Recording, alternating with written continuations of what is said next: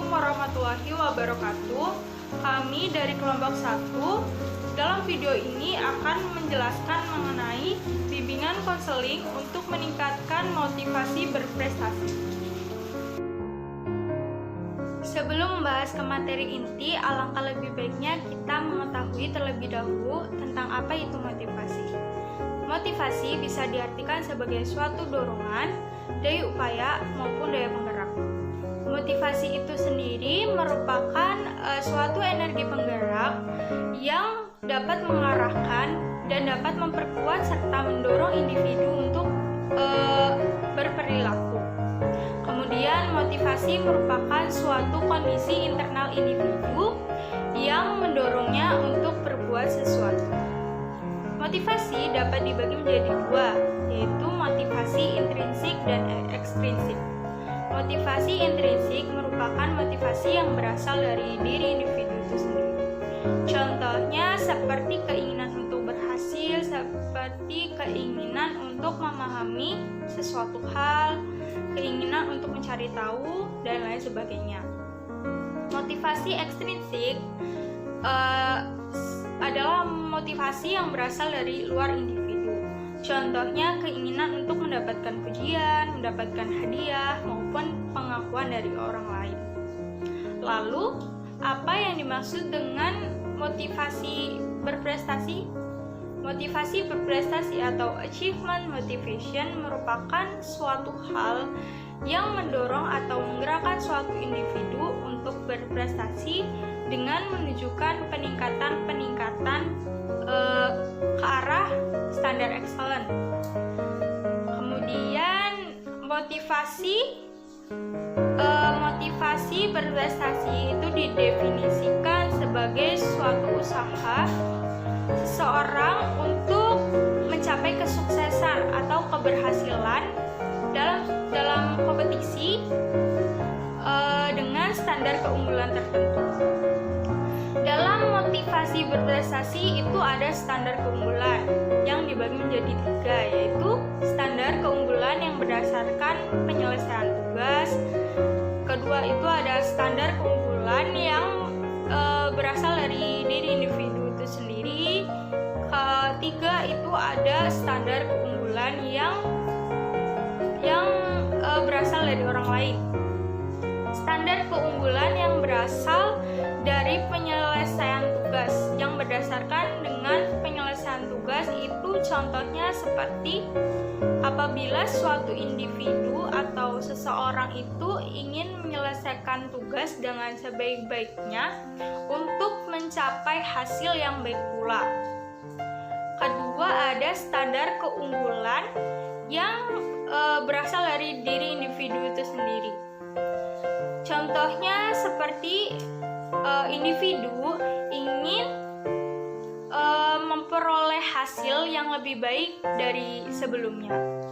Individu ingin melakukan sesuatu hal yang lebih baik dari apa yang dia lakukan sebelumnya. Dan yang terakhir itu ada motivasi, ada standar keunggulan.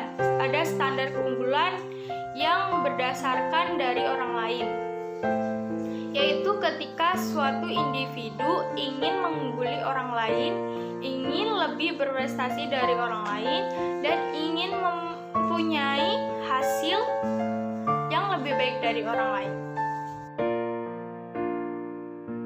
Apa ciri individu yang memiliki motivasi berprestasi tinggi?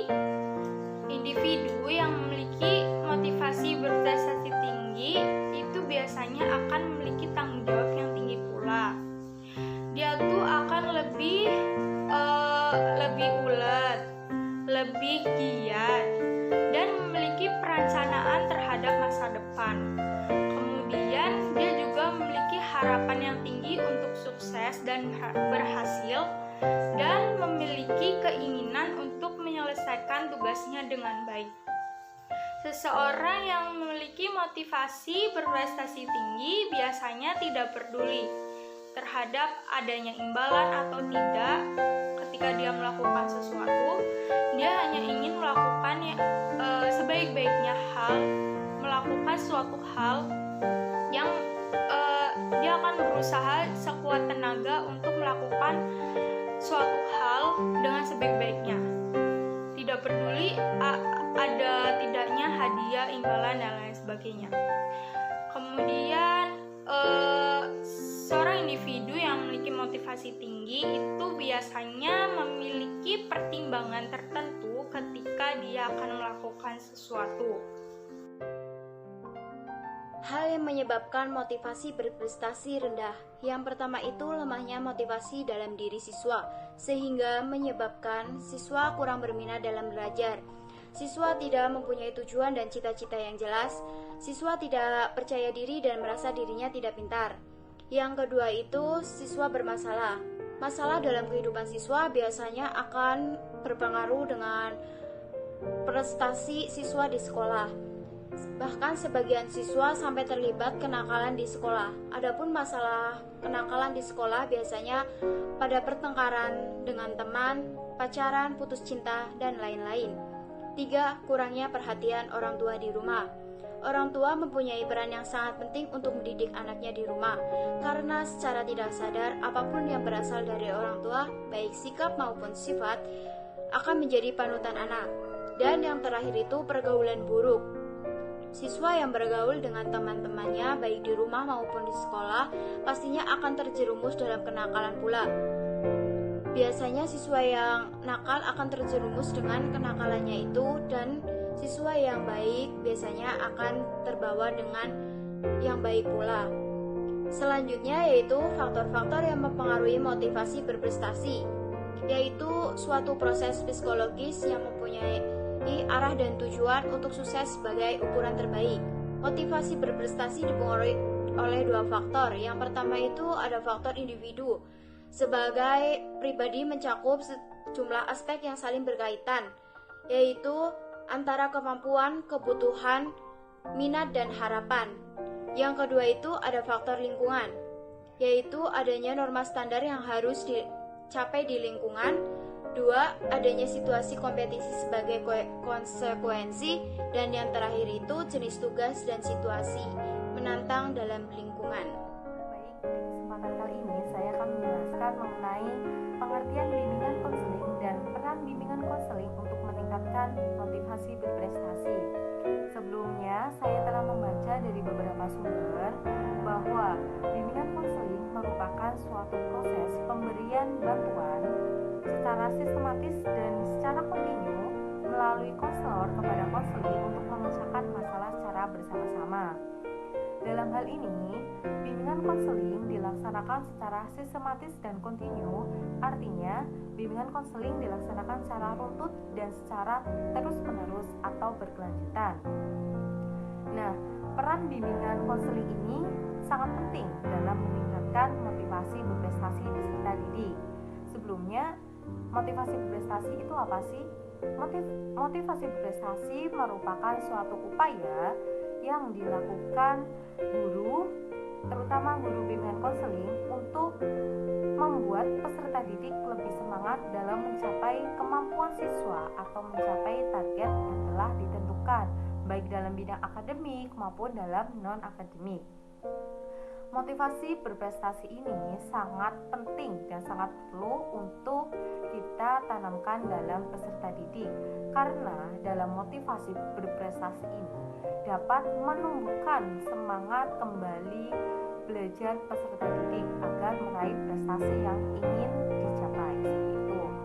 Nah, motivasi berprestasi ini tentunya dapat didukung oleh adanya bimbingan konseling. Bimbingan konseling yang dilaksanakan oleh guru, terutama guru bimbingan konseling atau disebut dengan konselor. Dalam hal ini, tugas dari konselor sendiri sangat berperan dalam meningkatkan motivasi berprestasi peserta didik. Tentunya, guru bimbingan konseling dapat memberikan suatu motivasi dan upaya untuk menumbuhkan semangat kembali peserta didik dalam mencapai prestasi baik akademik maupun di akademik. Di sekolah dasar tentunya kita sering mengamati bahwa semua siswa itu memiliki memiliki karakter motivasi berprestasi yang berbeda-beda. Ada yang memiliki motivasi berprestasi unggul, ada yang memiliki motivasi berprestasi sedang, dan juga ada yang rendah. Sering kita jumpai bahwa peserta didik yang memiliki motivasi berprestasi rendah itu sering mengalami suatu hambatan-hambatan. Motivasi berprestasi rendah atau sering disebut dengan underachiever ini merupakan suatu tantangan bagi guru untuk menyelesaikan masalah tersebut dengan cara bimbingan konseling. Bimbingan konseling ini sangat berperan penting dalam meningkatkan motivasi berprestasi siswa kembali. Nah, guru dapat membuat suatu cara dalam bimbingan konseling agar peserta didik dapat kembali memiliki motivasi untuk meraih prestasi yang telah diberikan. Di antaranya yaitu melalui layanan informasi, layanan pemberian konten, layanan bimbingan berkelompok, dan layanan konseling individu. Layanan informasi artinya guru di sini memberikan suatu cakupan informasi, pengetahuan, wawasan secara umum apa sih itu motivasi, peningkatan prestasi itu seperti apa, nanti di situ dibahas dalam layanan informasi. Nah, untuk yang kedua yaitu mengenai layanan pemberian konten. Dalam hal ini, pemberian konten tertuju pada motivasi berprestasi secara khusus. Dalam hal ini, guru dapat memberikan contoh-contoh motivasi dalam mencapai prestasi akademik maupun non-akademik pada peserta didik. Nah, selanjutnya yaitu layanan bimbingan berkelompok. Guru membuat suatu wadah bimbingan yang dilaksanakan secara berkelompok di kelas. Dalam hal ini, siswa nanti dibagi menjadi beberapa kelompok dan akan dilaksanakan suatu bimbingan berkelompok. Sistem pelaksanaannya yaitu dengan berdiskusi dan dengan memecahkan masalah secara bersama-sama. Tentunya di sini siswa berperan aktif dalam menanggapi suatu permasalahan dan guru pun ikut menyelesaikan dan memberikan solusi yang terbaik dalam suatu permasalahan tersebut. Selanjutnya yaitu layanan konseling individu. Dalam hal ini berbeda dengan layanan bimbingan berkelompok. Layanan konseling individu ini dilaksanakan secara individu melalui private room yang akan diselenggarakan oleh guru bimbingan konseling tersebut. Guru memberikan suatu daftar yang akan disampaikan oleh peserta didik, terutama dalam hambatan-hambatan atau permasalahan yang dialami oleh peserta didik tersebut. Nah, itu beberapa suatu cara dalam bimbingan konseling untuk meningkatkan prestasi akademik maupun non-akademik. Materi selanjutnya yaitu layanan bimbingan konseling untuk meningkatkan motivasi berprestasi siswa. Menurut jurnal yang kami baca yaitu layanan bimbingan kelompok. Layanan bimbingan kelompok merupakan salah satu bimbingan yang tepat untuk meningkatkan motivasi berprestasi siswa. Hal ini disebabkan karena layanan bimbingan kelompok memberikan informasi-informasi penting seperti pekerjaan, pendidikan, pribadi, dan sosial. Segala permasalahan yang ada dalam diri siswa itu bisa dibahas dalam bimbingan kelompok secara berdiskusi dan keputusan diserahkan kepada siswa langsung. Dalam bimbingan kelompok tentu ada dinamika kelompok. Melalui dinamika kelompok tersebut diharapkan setiap anggota dapat mengembangkan dirinya serta berinteraksi satu sama lain. Melalui interaksi tersebut diharapkan akan berdampak positif bagi siswa untuk meningkatkan motivasi berprestasi siswa. Bimbingan kelompok ditujukan untuk memberikan informasi seluas-luasnya untuk masa depan siswa. Pada pelaksanaannya, siswa yang memiliki motivasi berprestasi tinggi dan siswa yang memiliki motivasi berprestasi rendah akan saling bertukar pikiran satu sama lain. Antar siswa akan berdiskusi serta saling memberikan masukan, sehingga siswa yang memiliki motivasi berprestasi rendah akan terpengaruh dan bersemangat untuk mengejar prestasi tersebut. Walaupun seperti itu, siswa yang memiliki motivasi prestasi tinggi akan mempertahankan prestasi tersebut agar lebih baik lagi serta menjadi individu yang unggul. Kemudian untuk materi selanjutnya yaitu peran guru kelas dalam layanan bimbingan konseling sebagai motivasi berprestasi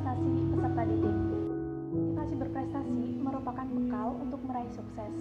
Nah, pentingnya motivasi berprestasi yaitu biasanya sangat berpengaruh pada keberhasilan dalam mencapai suatu tujuan akademiknya. Kita sebagai guru yang memiliki tanggung jawab besar yaitu memiliki peran ganda.